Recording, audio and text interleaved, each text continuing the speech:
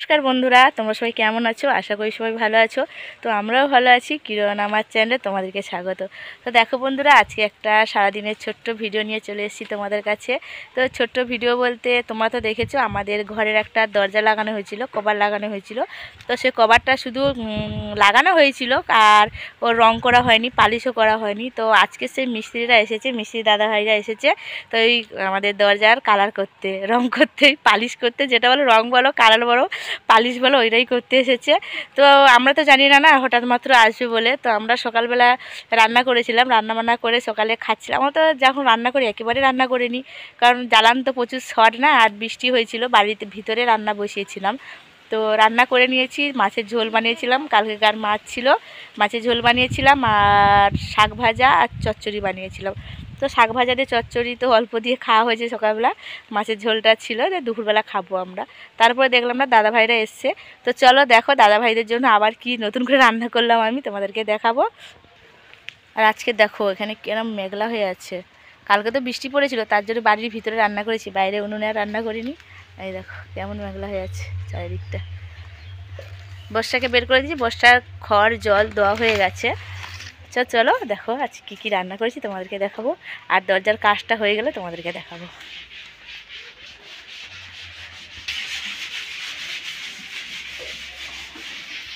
তো বন্ধুরা দেখো রান্নাঘরে চলে এসেছি। তো দেখো কী কী রান্না করেছি আজকে। এই দেখো নিম বেগুন করেছি, বেগুন দিয়ে নিম পাতা ভেজে তেতো করেছি। ওটা কিন্তু আমি সকালবেলা করে নিয়েছিলাম নিম বেগুনটা খাওয়ার জন্য, তো একটু আছে আর অল্প খেয়ে নিয়েছি। আর এই দেখো এখানে দেখো বেগুন ভাজা করেছি, কুমড়ো ভাজা করেছি, বেগুন ভাজা কুমড়ো ভাজা, আর মুরগি ডিম পেড়েছিল, এই দেখো ডিম ভাজা করেছি। আর এই দেখো মুগের ডাল করেছি। আর দেখো কলা আলু মাছ দিয়ে ঝোল করেছি।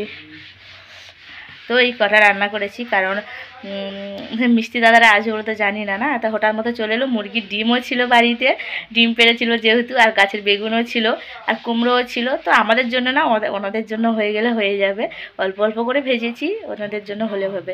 তো এখন দেখো ভাত বসিয়ে দিয়েছি গামলিতে, আমি দেখতে পাচ্ছ গ্যাসে, কারণ আমি তো দুবারের জন্য অল্প করে আমাদের মতন ভাত বসিয়েছিলাম, ওনারা আসবে বলে জানি না।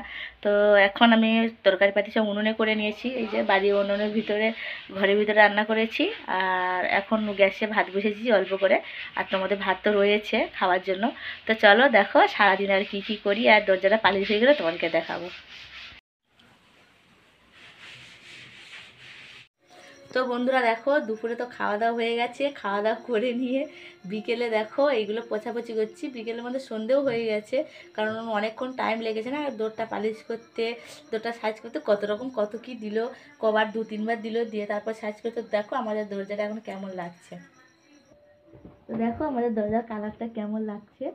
খাটের খাটের কালারে দরজার কালারটা করেছি। তো দেখো পালিশ করতে কী সব দিতে এতক্ষণ সকাল থেকে সারাদিন লেগে গেল সন্ধে অবধি।